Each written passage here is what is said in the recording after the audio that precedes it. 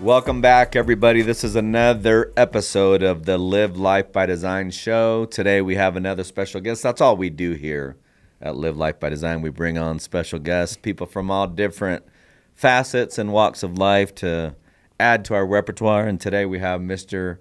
Jeremy Lieber in La Casa, in the house, on the Live Life by Design show. Jeremy, how you doing?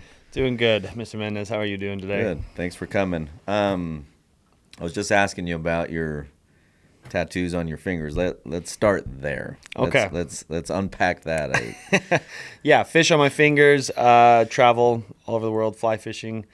Love kind of unplugging. A lot of what I do is online, social media. So spending 10 days in the jungle of Argentina, Colombia, Venezuela, or going off the grid in Puerto Rico in the flats or wherever else I can go is my way to kind of unplug and reset. Also, just a lot of fun. I think fly fishing has a lot of good parallels to life. So yeah, Is got there two a fish world? now. Is there a world record in there somewhere? I was actually, so peacock bass is on my finger. I was 2 pounds off of the world record for peacock bass, which was fun. But yeah, they're great trips, a lot of fun, and one of the ways I spend my time, I guess. Do you have like a top like a goat trip?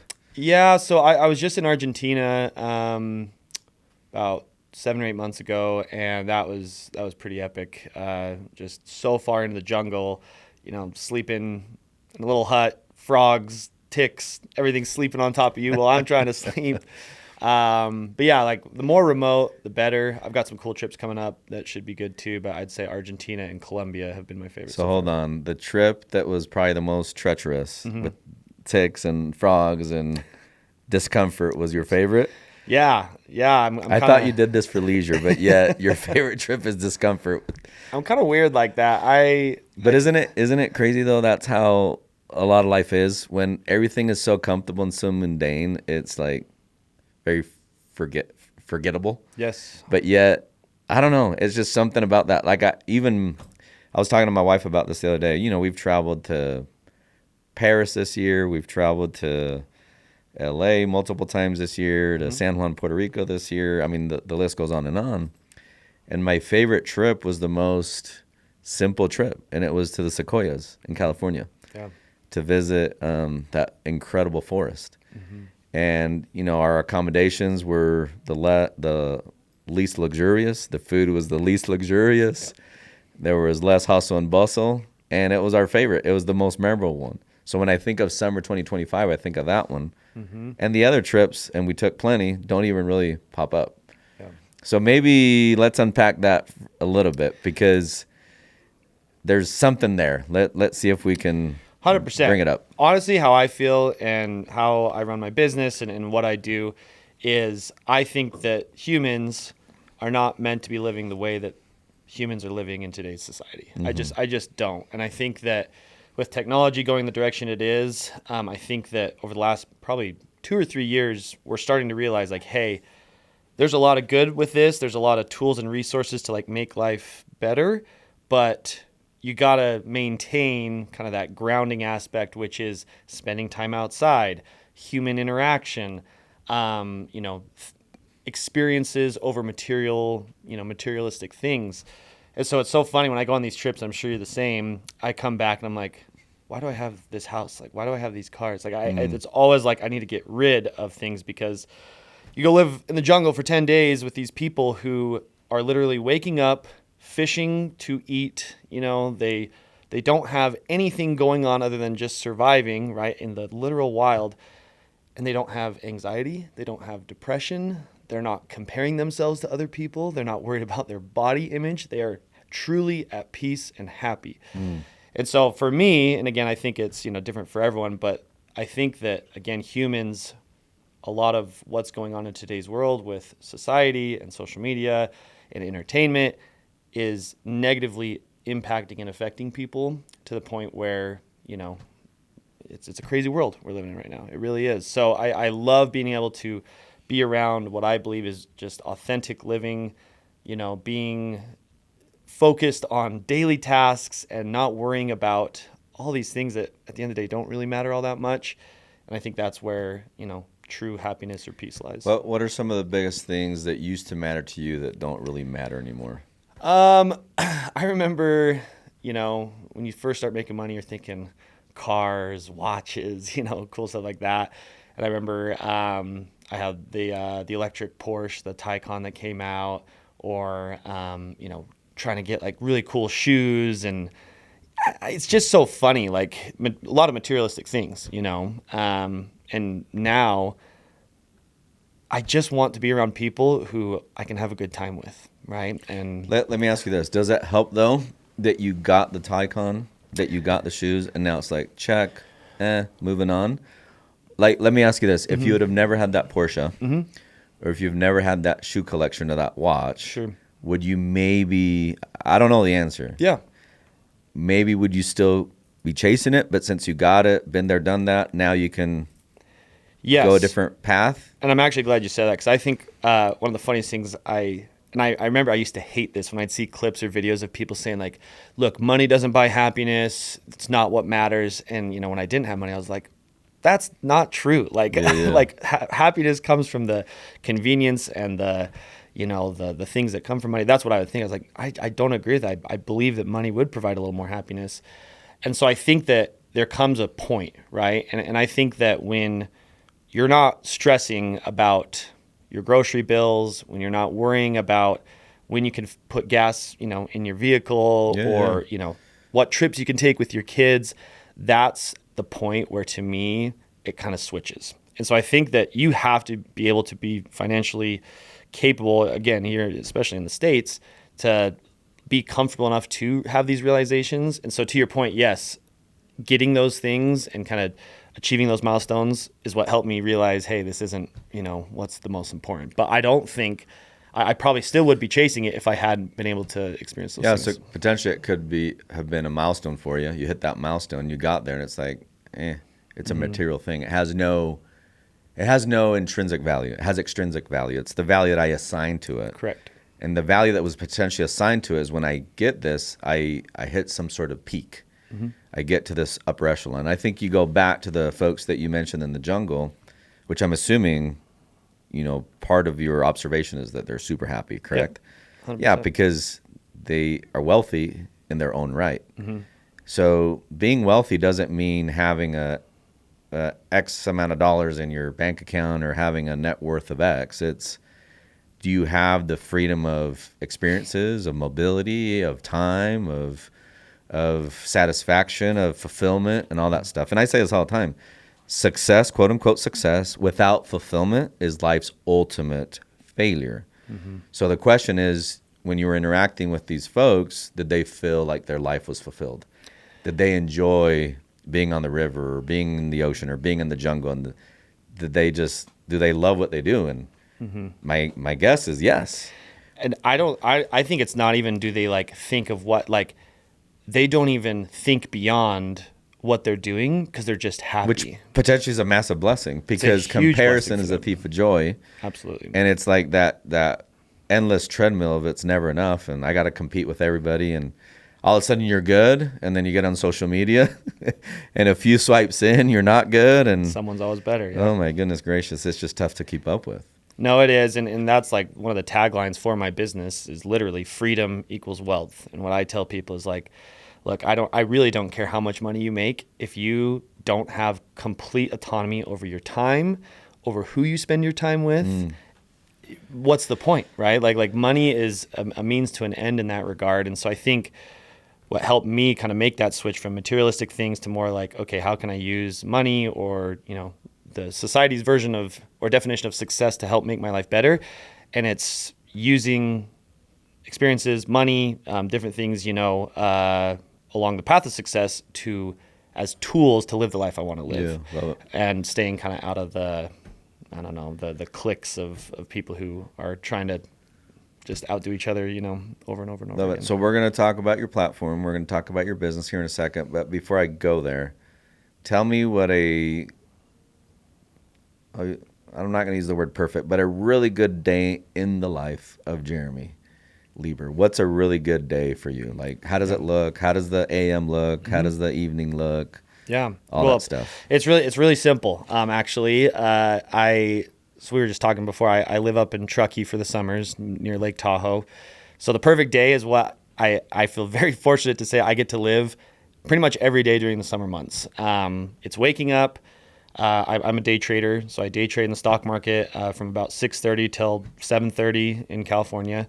1 hour. 1 hour. Yep. So 1 hour in and out, done. And then up there, I've got a bunch of buddies. We all get houses. We share some cool, talking about the jungle side of things. We do kind of live more the luxury style up there. So we'll go out on the boat, wake surf in the morning on Lake Tahoe when it's glass. That is so fun. Head over to, we're members at 3 different country clubs up there. So we go play around of golf. In the evening, right by the Truckee River, I'll go fly fish on the river. We pull together and we hire a private chef for the summer. So then, come off the river, hanging out, eating really good food. My kids are up there. I've got 2 little girls, so they're, playing in the dirt all day, getting to, just, again, live life, not having their face stuck in an iPad. So hanging out with them during dinner, sitting by the fire in a hoodie because at night it drops down into the 50s, so it's hoodie type weather. And you wake up and you do it again. And that to me is the perfect day because I am doing what I want and I'm being very selective of who I want to be doing it with. And pressure's gone. I'm not worried about what people are thinking about me. I'm just getting to do what I want to do and the things that I enjoy doing. Did you used to care a lot about what people thought of you? For sure. And I think I used to talk about all the time because I think generally I don't care, but I think everyone subconsciously still cares a little bit what people think. It's something I always try to improve on, like just don't care what people think. But yes, when I first started day trading or when I got into sales, before that, I used to care a lot what people thought. And again, that comparison to the people in the jungle, they don't compare. They don't care what the person up the hut, up the river thinks. They're just, we're here to survive. Oh, you need something from me, here you go. Oh, I need something from you, I'm going to ask you for it, right? And it's just a much more sustainable way of living. Yeah, and then what do you do consciously and subconsciously to repeatedly tell yourself, don't care about what people think, don't care about what people think? Because I think more than ever, with social media, we talked about that already. It's top of mind, 24/7, 365. I mean, most Americans, whether they want to admit it or not, not just Americans, it's most people in the world that have access to some sort of smartphone, smart device. They wake up and what do? Immediately start figuring out what's going on and comparing everything. And before bed, same thing. Totally. So obviously that stress level is there and it's really high. What do you do systematically, like I said, subconsciously, consciously, to try to eliminate that from your DNA? I think one of the secrets to being able to live a life where you actually don't care what people think, that I don't think people ever talk about, but is a huge thing for me, is you have to have extreme confidence, right? I think so much of the comparison, so much of the things we're talking about right now comes from insecure thoughts, not being confident in yourself. It's funny, we're always so positive towards others, friends, family who are struggling, being their best support. But then when it comes to ourselves, we're our hardest and worst critics. Yeah. So for me, where I have been able to get to a point where, again, I'm not perfect at it, but I do believe I don't really care what people think all that much anymore, is I just have confidence in myself. Sure. And I try to be as authentic as possible. So each morning, as part of my process when I wake up, kind of get the day going, it's a lot of just positive affirmations. I'll tell myself, look, you are a one of one.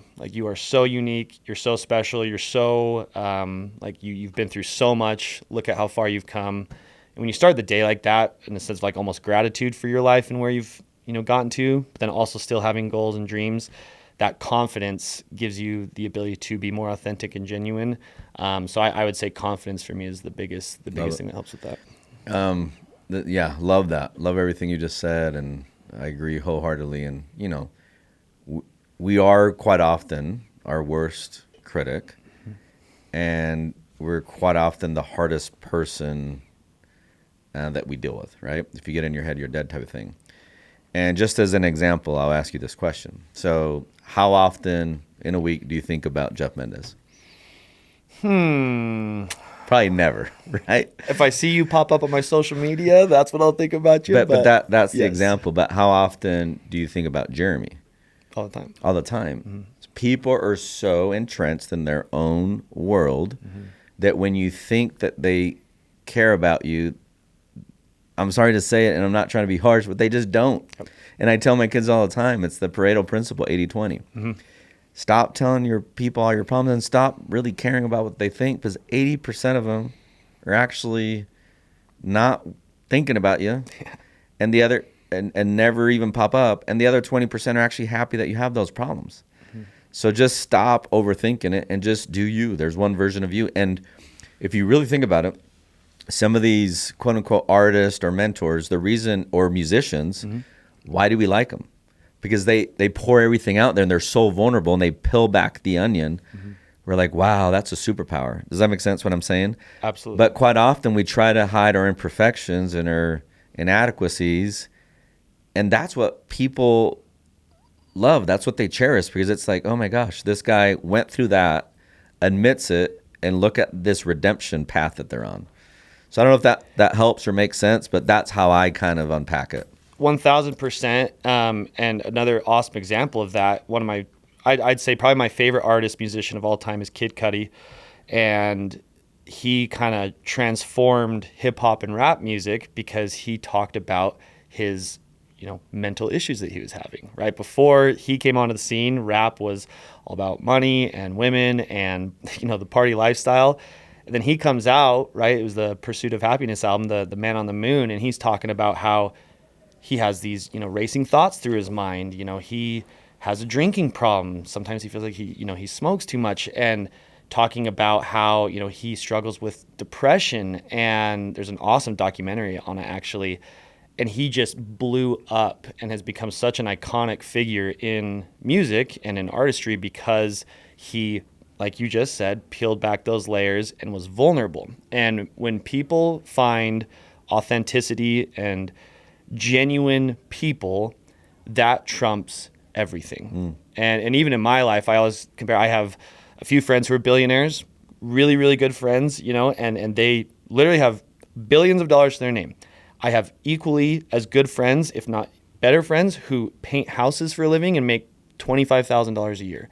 And the thing that, joins them together or makes it so that, I want to spend my time with them is they're authentic and they're genuine, right? They're not trying to be someone else. They're not bashful about their thoughts or opinions. They are truly themselves. And I think that people who aren't willing to be vulnerable, be themselves, kind of be honest with how they feel about things, they're depriving themselves of a world of potentially people that feel the same way. They deprive themselves of helping and being an inspiration to so many other people, right? I think, again, go back to Kid Cudi, like how many people has he helped with his music because he was brave enough and willing to put himself out there, the things that he was struggling with or going through at that time. So I 1,000% agree with everything you just said. Love it, love it. Okay, let's pivot into your platform. So talk to us about, you mentioned you're a day trader. Your platform has to deal with day trading education. Tell us about the name of your company, why you named it that, Cool. and what you do, if you don't mind. Yeah, for sure. So, day trade the stock market. I've been trading for 9 years now. About 5 years ago, I started Uncommon Education Trading. And the whole reason for calling it Uncommon Education is I'm a college dropout. The only reason I passed high school is just because I cheated on tests and would pay my buddy to do homework for me, basically. Just again, the horrible student. I've come to realize I have bad ADD or ADHD, which made it very difficult Or all the above, right? to focus. Or all the above, exactly. A little bit of everything. But I remember I had at a job I was working at, guy I looked up to. He was a mentor to me. He told me, he's like, look, if you don't graduate and go get your MBA, like you're never going to amount to anything. You're going to really struggle in trying to make large amounts of money. And so I thought, you know what, I'm going to teach people how to do this, but it's something that isn't really taught in school or public education, right? And so the word uncommon came to mind. I thought, yeah, you know what? This is uncommon education. And again, it's kind of the thought was it's everything that you wish you would have learned in school and didn't. That was kind of my play. What's funny is that mentor of mine, I've actually had like 3 or 4 of his kids come through my course. Oh, really? I've taught them how to trade, which has That's been cool. hilarious. But that's where it kind of came from, stemming from my kind of distaste for, school. Actually, this is hilarious. I just got invited next week to go speak at a university, teaching them stock options, technical analysis, and ultimately like how to profit in the stock market. But that's what it is. Teaching people how to do what I do, day trade the market. Like I said earlier, I trade for an hour a day in the morning here in Utah.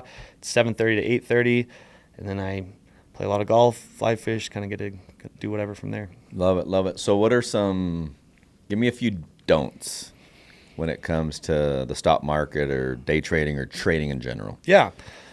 So think about it. I love using analogies. I play the piano. I'm a musician. If you don't know how to read music, and I was like, hey, go up and play me something on the piano, and you start banging keys, it's going to sound horrible, right? Like it's not going to make sense, whatever. But then if someone knows how to read music, knows chords, knows note progression, then yeah, they'll sit down with sheet music and they'll be able to play something that sounds good. So what happens, and again, we've had thousands of students come through my course at this point. Most common thing I see is they just go in guns a-blazing with no plan, no training. What people don't understand, you're going up against the biggest, most sophisticated, smartest institutions, hedge funds, people in the world, right? And so if you go in without a plan, like you're dead. You're just going to get killed. So I'd say the biggest do not is don't expect to go in and try to have any type of consistency if you aren't properly trained. Have a game plan, follow that game plan. And then if you do feel like you have a plan and you want to invest, it's discipline, right? And I love, your whole premise of live life by design. Because as a trader, that's ultimately what you do, right? There's so many things moving. There's so many things happening. There's a million different strategies and methods to trade the stock market, but you have to find a way to focus on yourself, focus on what you're looking at, stay disciplined with your rules, and you're essentially just playing probability. So discipline and going in without a game plan, those are the biggest, I guess, do's or do nots that people struggle with. And love that. Do you trade you only trade on big cap stocks? Yeah, large cap stocks. So we're talking the Teslas, Apples, Googles, NVIDIA. Reason for it, tons of volume, tons of volatility, and enough liquidity where, I could be entering with hundreds of thousands of dollars a trade and it's not even going to drop. What would be the smallest market cap you'd be willing to go into? I really, for the last 5 years, I've traded 6 to 7 stocks. That's it. So SPY, QQQ, those are the ETFs. Yep. Tesla, AMD, NVIDIA, Apple, and we'll throw in Google, Meta, Amazon, kind of. So you stay away from all these hot tips, new stocks. I call them nonsense stocks. Just the nonsense where you're getting these multi-1,000% returns, or you're trying to catch them early on. By the time you hear about it, it's already too late, right? From these institutionalized traders out there. But for me, again, with those large caps, there's so much movement, and I'm not trying to manipulate the market in any way. There's no way I could. I'm just following the money, right? And with the systems that we teach. So it's something that's repeatable. So it sounds I do real estate, and what I say is I love the boring. Yeah. I'm enamored with the boring because that's where I have capital preservation and I have good capital, gains. And I think when people chase those shiny objects and when investing is too sexy, you're not really investing, you're speculating. Mm-hmm. So is it fair for me to say that what you do, and correct me if I'm wrong, is it kind of boring? Very boring. It's like a good round of golf. What's the best round of golf?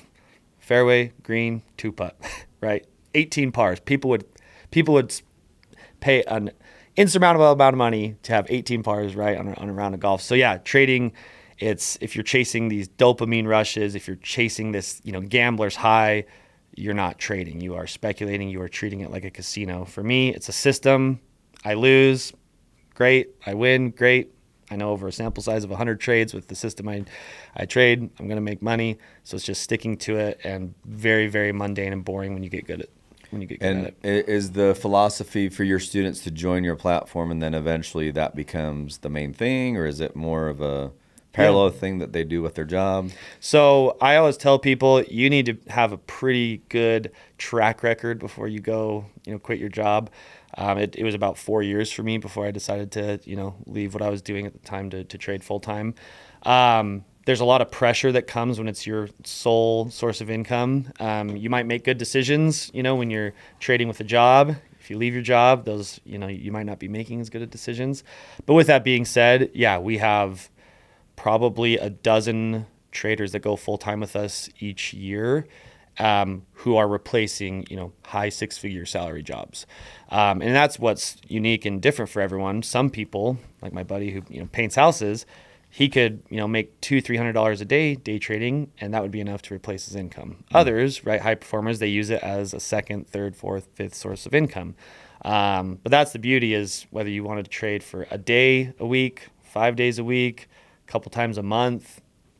Once you have the skill set, you can deploy it and implement it at any time. So I'd say a little bit of everything. We do have a lot that are trading full time with us, making crazy money, and then we have a bunch that are making enough to pay the bills, take a trip, buy a fun toy, or invest in real estate, invest in companies. It's pretty cool. Any crypto trades on your platform or no? No, I am a firm believer in, you are either going to be a master of something or you're going to be just kind of okay at a bunch of things, right?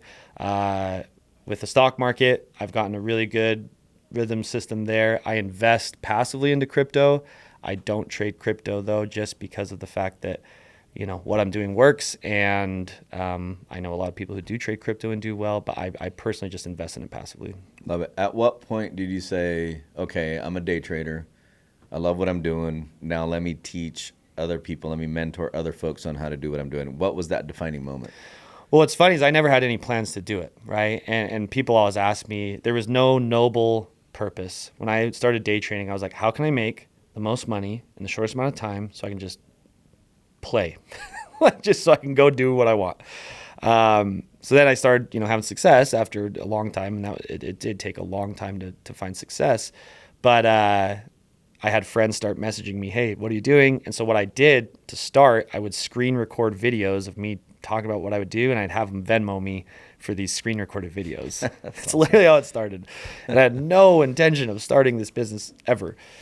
Started growing, they told their friends, they told their family, and I was like, okay, I probably need to set up like an LLC at this point, probably should get off of Venmo payments. And now, yeah, it's this whole thing. So it kind of just happened naturally, which I also think is cool, because I think people can sense that there is that authenticity where it's like, I love teaching now and I love monetizing the skill set I have, but that was never the goal. It just kind of happened by, I don't know, by the need or just naturally the progression of it. Yeah, and those are the best businesses, right? Yep. Where they're not forced, they're born out of quote unquote necessity or elegance, or just where it takes you. Mm-hmm.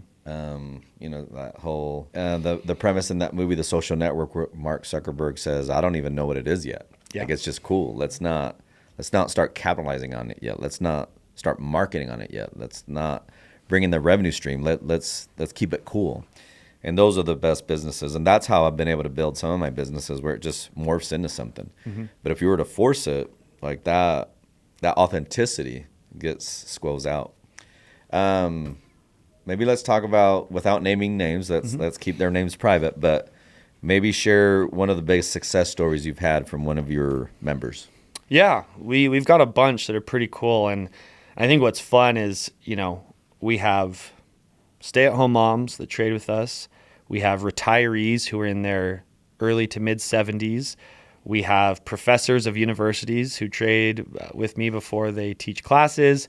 We have kids right out of high school, 18 years old, right? Like, we have such a wide variety of people, business owners, right? Sales, professional salesmen and women.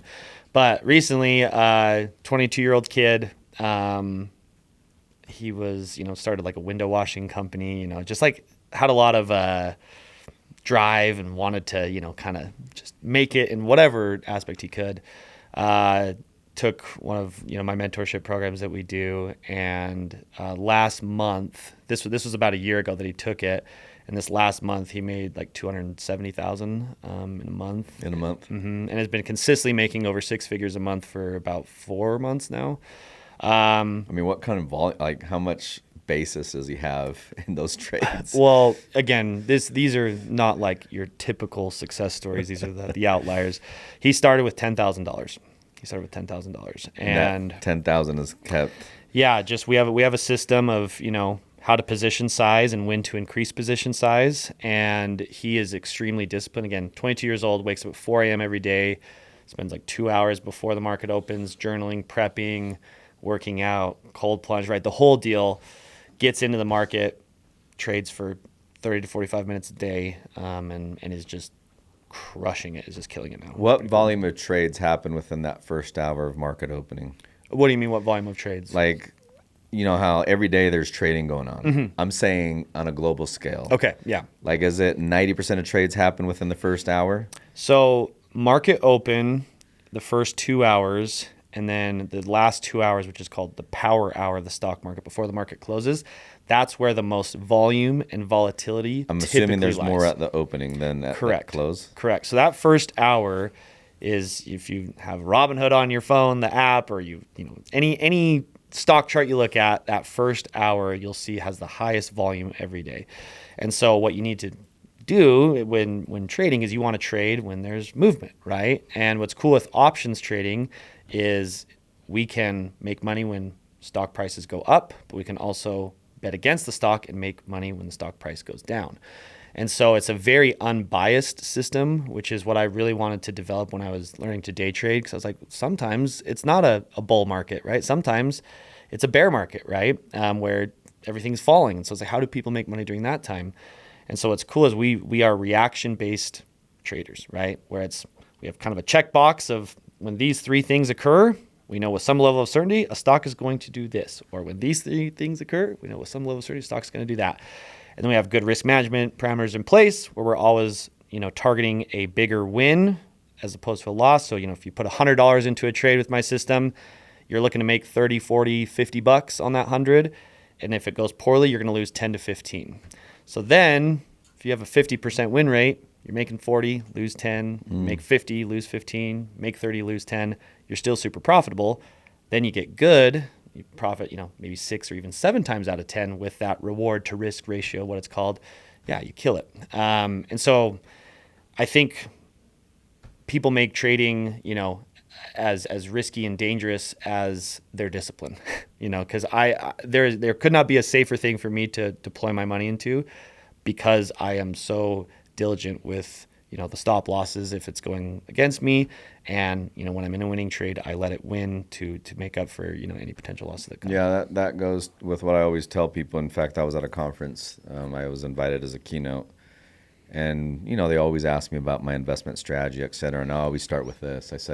I always say there is no such thing as a good investment, only good investors. Yeah, because can some guys lose their shorts day trading?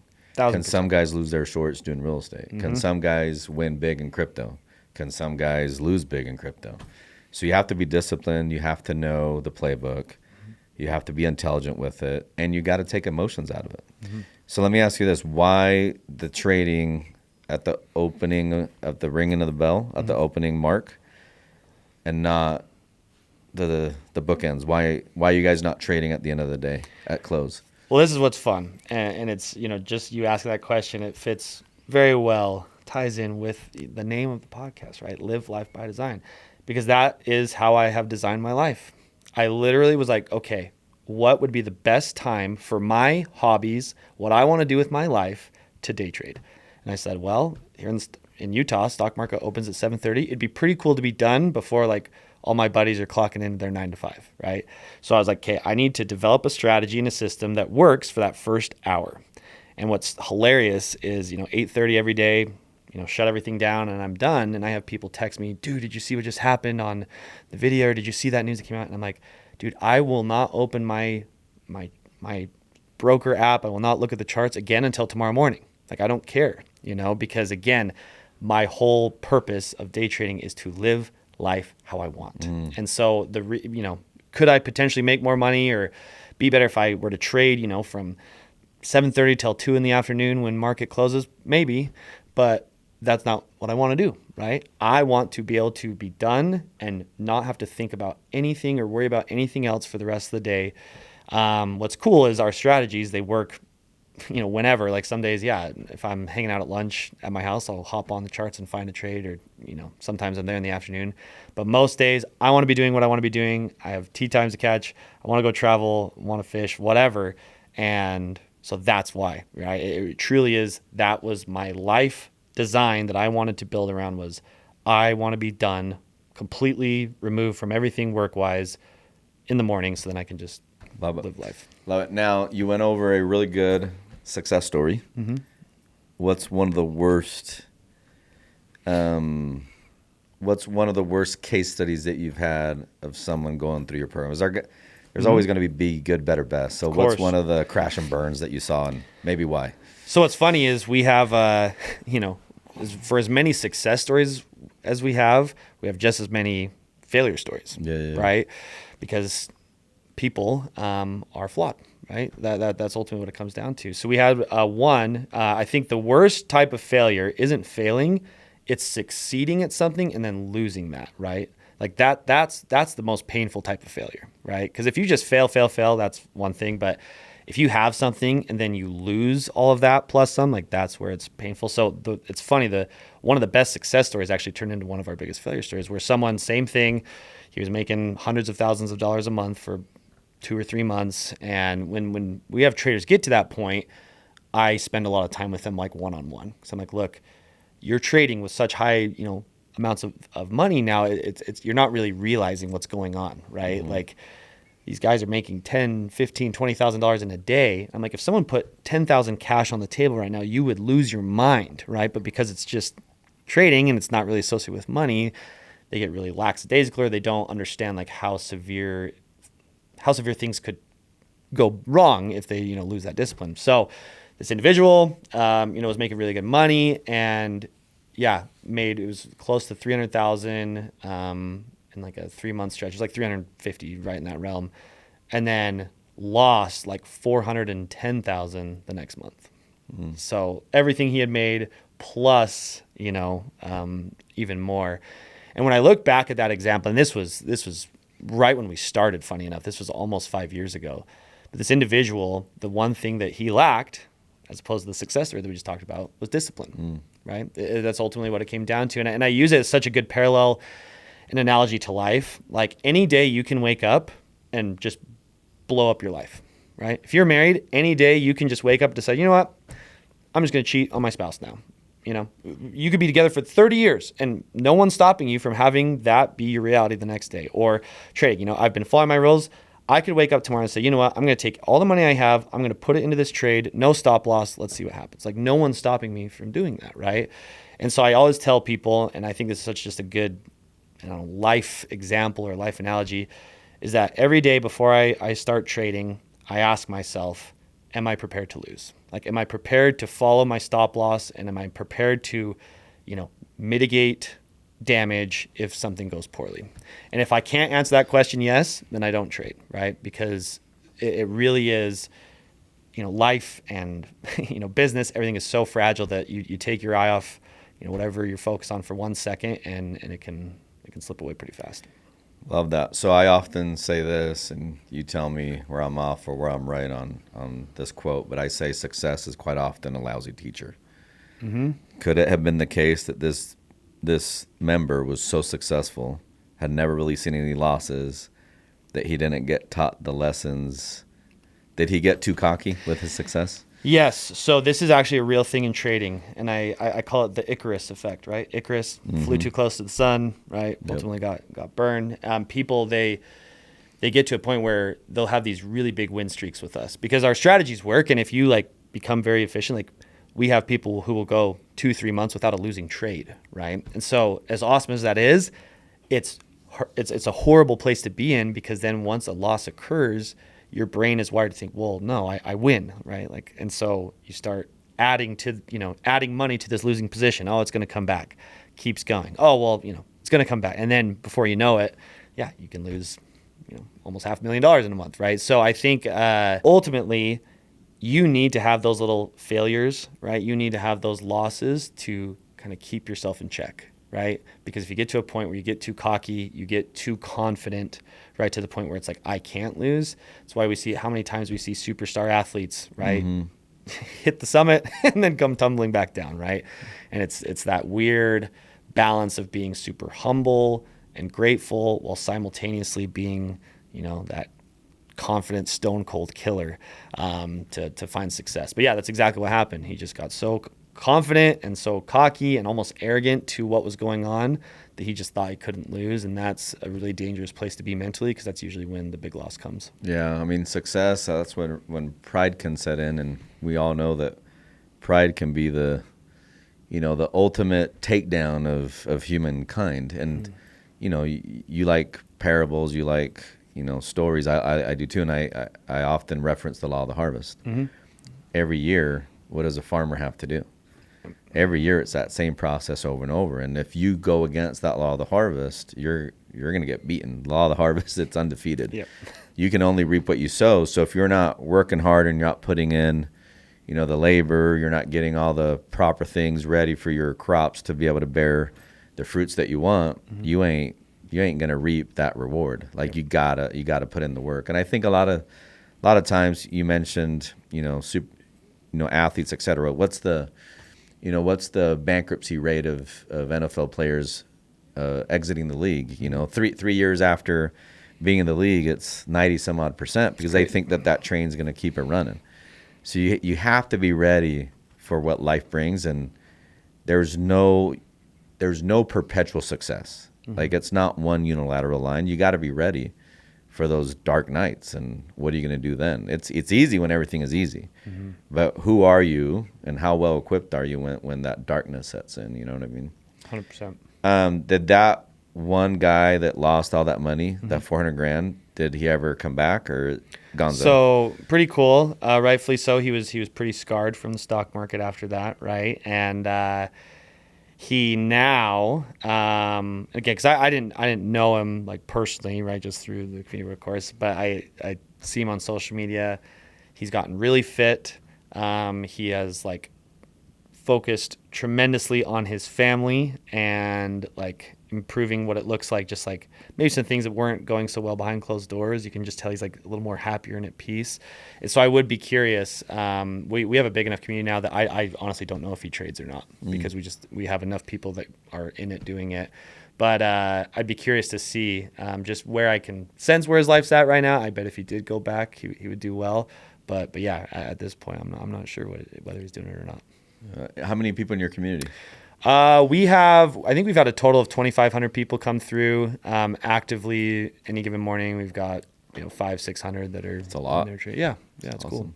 What are your thoughts on real estate investing? Real estate investing is actually one of the ways I was able to get capital to start trading. So, I was buying houses, kind of in that run up when, interest rates were at 2 and 3 and houses were just skyrocketing. I didn't know how to invest in real estate. So what I was doing is I was just flipping, right? I'd buy a house, live in it. It would go up crazy amount, sell it, go get a bigger house, do it. And I did that 3 or 4 times, was able to make some really good money doing that. I love real estate investing for the same reason that I think I love the stock market, is that, like you said, it comes down to the investor, right? It's, can you deploy your knowledge or your expertise to buy at good opportunities, right? And I say good opportunities because the whole buy low, sell high, like obviously people want to do that. But sometimes buying high, knowing that it's going to go even higher, is a good opportunity, right? So there's a lot of parallels to it. There's a lot in real estate that I don't like. I don't like being a landlord. I was a landlord for a while. Hated it. I just, dealing with that was very difficult for me. I think people underestimate how hard it is. It's very hard. You're buying a job. Yeah, I had long-term and short-term tenants, and it was tough. I think real estate is very unique from an investing standpoint because you also have an asset, right? So yeah, if I'm day trading, sure, I own, stock or shares in a company, but when you have a hard physical, asset, that's pretty cool. And I think that's a huge thing. So for me, I think real estate is, well, this is what I just tell people. The wealthiest people in the world, they are very proficient at two things: stock market, real estate, right? Like wealthiest people in the world, that's what they do, right? And so I don't have anything bad to say or any ill feelings towards real estate investing, other than I'm not a landlord guy. That's not my thing. Yeah, well, that's where I come in and help you out with that. Exactly. Okay, next question I want to ask you: favorite book, or not necessarily favorite book, but what book are you recommending right now, and maybe why? Yeah. So from a day trading perspective, there's one book. It's the GOAT of books for anyone wanting to learn about day trading and the psychology behind it. It's Trading in the Zone by Mark Douglas. It's unbelievable. My favorite book that I base a lot of my life around is The Happiness Advantage by Sean Aker. I just think... I interviewed him? Yes, I did actually know that, which is awesome. I love the whole premise of the book, and he seems like such a cool guy. Yeah, he's great. Yeah. And I think that what people, again... just candidly speaking, he's a better author than a presenter. Fair. I'll tell you that. He's a fantastic author. He's a fantastic author. That's really funny. Love the guy, but... yeah, better author. Okay. We can improve those presentation skills, Sean Aker. That's so funny. Well, for those who haven't read it, and obviously you know him well, the whole concept is people wait their whole lives to be happy, right? When I get this job, when I get the girl, when I make this amount of money, and it's just this, again, you are living chasing a carrot, right? Like it's not a life built around joy and happiness, which that's all life is experiences and progression, and you're never going to get to where you want to be. But what he talks about is you choosing to be happy now is what creates the success later. And I have kind of even gone as far as to say choosing to be grateful now is what leads to success. I remember I read that book when I was first married. We were living in my grandpa's cabin, well water, like orange well water, like would stain the shower, because this stuff is really gross, sulfury smelling, no air conditioning. I was driving a 2002 Ford Taurus. Like the paint was literally like falling off the car as we were driving down the road. And it was one of the happiest I had ever been in my life. And I remember I for whatever reason, I was just so grateful that like I was in this position of, so much ahead of me and, had these goals and dreams and ambitions. And I read that book and I thought, okay, well, I'm going to choose to do that. I'm going to choose to be happy right now. And I'm going to choose to say, you know what, if this is where my life is for the rest of my life, I'm good with that. And when I made peace with that, it's hilarious how everything. Yeah, I love it. Happiness is the precursor to success, not the other way around. Exactly. And what's so interesting about his research, which he did at Harvard, is there are so many studies, so many white papers on depression. Mm-hmm. And there's big pharma that's all about how to combat depression. Mm-hmm. And all these, studies that have been going around for years and years, and there's little to no studies on happiness. Mm-hmm.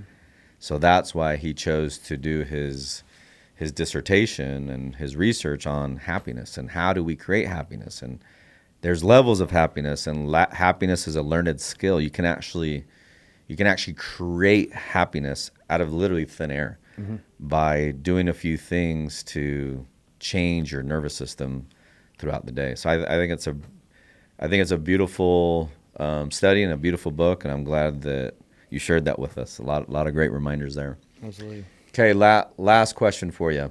Maybe I have two, but okay. We'll go with this one and see where it takes us. And when I ask this, I want everybody watching and listening to ask yourself the same thing. This is going to cause some introspection here, but what gift are you, Jeremy, currently hiding from the world? Like, where are you not dialed in, where you have a gift inside, but you're keeping that from the world? Does that make sense, what I just asked? Mm-hmm. Totally. It's a really good question. Never been asked that question before. What am I keeping? What superpower, what gift, what contribution are you currently keeping away from the world? Could be due to pride, could be due to uncertainty, could be due to fear, I don't know. But we all have something inside that we're just not totally giving right now. And again, I want everybody to ask themselves that question as we're going over this, because we all have this. It's such a good question, and it's something I think about a lot. Not that question, but like the part of me or what I have that like maybe I'm not, as dialed in at, or What are we avoiding? Exactly, avoiding. And I mean this in like the most, not trying to be anything way, but just like the truly how I feel. Like I feel I am one of the like deep down just happiest people I know, where I love life. Right. And what I mean by that is I love sleeping in the jungle when it's a torrential downpour and, there's monkeys swinging over the trees and whatever else. I love the high end, dinners and the bougie resorts. I love pain. I love losing money, in high stakes, golf matches. I love winning. I love fear. I love the human experience so much. And so I think that what I notice about myself sometimes is, and I want to word this carefully, but I sometimes feel like I let myself almost become sad if I'm around people who are sad, or I not stoop down, but I almost like pretend that I'm not okay and happy in situations to like accommodate others. And there's that, little hint of that wanting to not, cause pain to someone who's in pain or whatever else. But I think and it's funny with business, I think about it a lot. I want to be better at letting people see that despite what goes on in your life, everyone has hardships, everyone has their own story. You can be happy and truly happy. And I think that even people close to me, that's something I could be better at, is if I'm not sad or not mad or upset at something, not pretending to be, and not allowing external influences of people affect what like I actually feel. Because at the end of the day, nothing is that big of a deal in my eyes. I think collectively the whole world just needs to take a giant chill pill. I think if everyone relaxed, life would be so much better. And again, I can handle really tough things in a very unique way, just a lot of things growing up, but I think I don't allow people to see that. Do you study the Stoics? I don't. So just so you know, what you just said is what the Stoics believe in. Mm-hmm. You know what I mean? What we create in our imagination is much more grandiose than what actually happens in reality. It's the whole premise of you get in your head, you're dead. Mm-hmm. And what I love about the Stoics too is a saying that states this, and it's super simple. It's worrying is like paying a debt you don't owe. So good. You know what I mean? Yep. So good. Okay. With that said, this is a wrap. This is a show. So many nuggets. Make sure you ask yourself that question. Just see what gift, what talents, what abilities am I hiding from the people that I love because I'm not willing to put myself out there, or I'm maybe overthinking the reaction of others. This has been Live Life by Design. Jeremy Lieber, you've been a phenomenal guest. Much love to you, brother. Much success to you. Thanks for everything that you're doing out there. And I'll just tell you, the first time I met you, I could sense that immediately. I was like, this is a happy guy. This guy is a guy that lives on his own terms, and he's a contributor. He's a giver. He's not a taker. So I love you for that. Thanks, man. Appreciate you being on. Appreciate Thank it. you.